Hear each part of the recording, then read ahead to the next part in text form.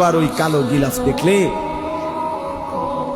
মদিনার ওই সবুজ গম্বুজ দেখলে কলিজা ঠান্ডা হয়ে যাবে, চোখ সুখ পাবে, চোখের তৃপ্তি হবে, দেখার মজা মিলবে।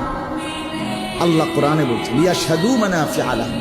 আল্লাহকে যদি জিজ্ঞেস করে বান্দা কেন আমি হজে যাব, আল্লাহ বলে আয়েশা দেখো, লিয়াশহাদু, সে যেন আয়েশা দেখে। আইসো বান্দা, আসো না আমার ঘরে, আসো, আমি দেখাবো কুদরতের কি পরিমাণ নিদর্শন।